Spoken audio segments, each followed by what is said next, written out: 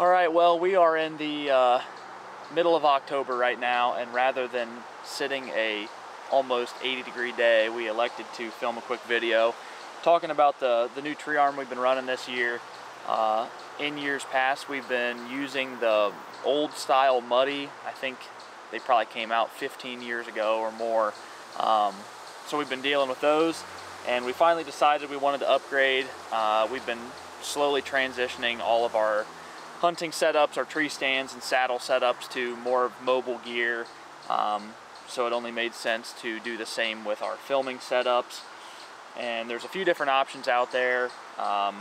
We kind of did some of our own research and ended up landing on the Beast Gear tree arm. And so far we've been running them for, since the end of September, so about a month, and really like them. We've gotten some questions from people, and we figured we'd jump on here and talk about them a little bit. Again, we're not experts on them. We haven't ran them long enough to come to a final decision, but so far we really like what we've seen. I guess to go over some of the specs, each one weighs 1 pound 15 ounces, so coming in just shy of 2 pounds. I don't know what the old muddies weighed. However, just from a sheer mass standpoint, they're much more compact. Each segment comes in 3 segments. Each one is 9 inches long. So at fully extended, you're right around 27 inches. And it packs down to 12.5 if you have all 3 segments folded in completely.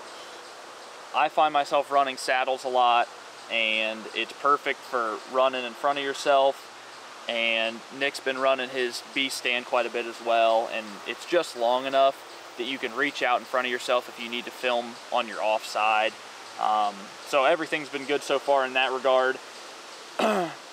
It comes with a tightening bracket or a tightening rod to attach it to the tree, and then you can kind of level it and fix it in place from there. They use the same bracket that you would find on like the Beast Gear stick as your bracket on the tree arm as well. And then there's also a hook on the bottom that you can hang gear from. As far as filming with it, I mean, it's smooth. There is a little bit of bounce that you'll notice, which I feel like that's probably to be expected with a super lightweight tree arm carrying some of these heavier cameras. I'm not sure exactly what camera size or poundage it's rated to handle, but as you can see, we have a bigger Sony on here right now, and it handles it just fine. This is actually the camera that Nick filmed his kill with this year on his buck, so if you go back and watch that footage, that's what that was filmed on. And then I think the only other thing to mention here is the fluid head. There's a bunch of different options.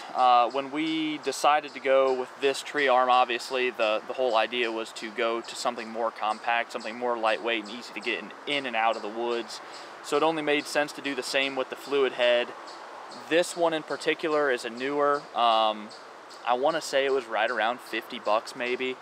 There's some that are more expensive. I know some of them I looked at were like 150. There were also options that were down in the $30, $40 range.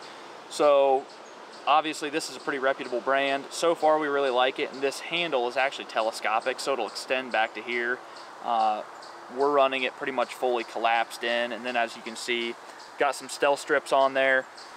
Trying to make things more quiet. Obviously you could go ahead and stealth strip the rest of the segments of the arm, and I'll probably do that eventually just to kind of help with some of that noise, but I mean, haven't really had too many issues with squeaking or noise or anything like that.